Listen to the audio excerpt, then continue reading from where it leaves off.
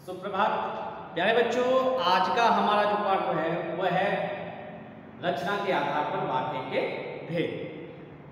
कक्षा 9 में आप लोगों ने अर्थ के आधार पर वाक्य के भेद पढ़े थे जो 8 प्रकार के थे। आज हम रचना के आधार पर पढ़ेंगे। रचना के आधार क्या है कि जब हम कोई भी वाक्य की रचना करते हैं उसके आधार पर वाक्य के कितने भेद होते हैं या वाक्य कितने प्रकार के होते हैं। सबसे पहले तो प्रश्न ये आता है कि वाक्य क्या होता है। वाक्य क्या है, वाक्य किसे कहते हैं। तो शब्दों का सार्थक रूप, जहां शब्दों को सही तरीके से रखा गया हो वो ही क्या है, वाक्य होता है या पद होता है। तो शब्दों का सार्थक रूप ही वाक्य कहलाता है। तो अब रचना के आधार पर जब हम रचना करते हैं किसी भी वाक्य की, उसके आधार पर वाक्य के कितने भेद होते हैं। तो लिखा उन्होंने वाक्य की परिभाषा क्या है। वाक्य भाषा की प्रधान इकाई है। किसी भी भाषा में मन के भाव विचारों का आदान प्रदान वाक्यों द्वारा ही संभव है। अब उन्होंने कहा परिभाषा क्या है, सार्थक शब्दों का व्यवस्थित समूह जिसमें अपेक्षित अर्थ पूर्ण रूप से प्रकट होता है उसे हम वाक्य कहलाता है। कि जब शब्दों को हम सही तरीके से लिख देंगे, जैसे मोहन बाजार जाता है, तो ये सही तरीका है। पहले कर्ता, उसके बाद कर्म, उसके बाद क्रिया। अब जाता है मोहन बाजार, तो वाक्य शब्द क्या है, शब्द तो वही है परंतु उनका कर्म जो है वो गलत कर दिया। तो पहले कर्ता, उसके बाद कर्म, उसके बाद में क्रिया आती है। तो उन्होंने ये कहा अपेक्षित अर्थ पूर्ण रूप से प्रकट होता है उसको वो वाक्य कहलाता है। वाक्य के भेद क्या हैं। तो वाक्य के 3 भेद होते हैं। तो क्या है, पहला सरल वाक्य, दूसरा होता है संयुक्त वाक्य और तीसरा होता है मिश्र वाक्य। तो पहला क्या है, सरल वाक्य और संयुक्त वाक्य और मिश्र वाक्य। तो पहले सरल वाक्य क्या होता है ये हम आपको बताएंगे।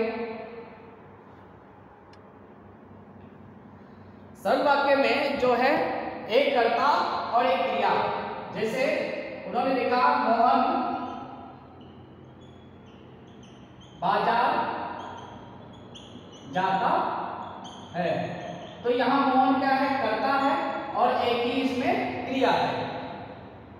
तो ये कहा गया है सरल वाक्य में कर्ता तो 2 भी हो सकते हैं परंतु उनकी क्रिया जो है एक ही होनी चाहिए। तो जैसे मैंने लिखा मोहन बाजार जाता है या मोहन जाता है, मोहन जाता है, तो ये क्या हो गया, ये हो गया सरल वाक्य। अब संयुक्त वाक्य क्या कहा। संयुक्त वाक्य होता है जहां 2 सरल वाक्यों को आपस में जोड़ दिया जाता है, वो संयुक्त वाक्य होता है। संयुक्त का अर्थ ही होता है जोड़ना।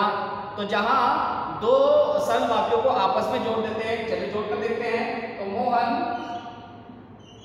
मोहन बाजार जाता है, राम खाना खाता है। अब इन 2 सरल वाक्य हैं।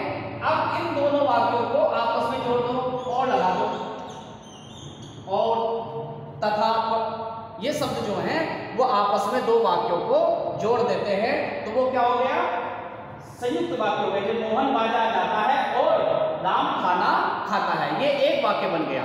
तो 2 सरल वाक्यों को जब आपस में जोड़ दिया तो वहां पे क्या होता है, वहां पे जो है संयुक्त वाक्य हो जाता है।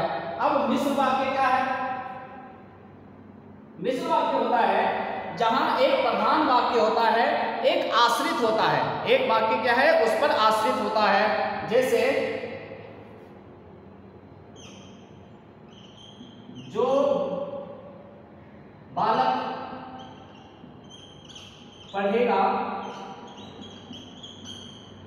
वही पास होगा।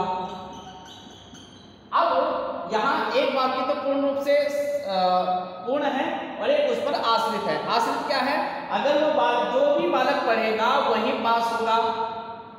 तो वो जो है अगर एक वाक्य और है, अगर वर्षा होती तो फसल अच्छी होती। तो फसल अच्छी होती क्या है, वर्षा होने पर निर्भर है। तो जहां एक वाक्य दूसरे वाक्य पर आश्रित होता है वहां पर मिश्र वाक्य होता है। तो आपने आज पढ़ा सरल वाक्य, जो सरल वाक्य, संयुक्त वाक्य और मिश्र वाक्य। तो वाक्य जो है रचना के आधार पर 3 प्रकार के होते हैं। धन्यवाद।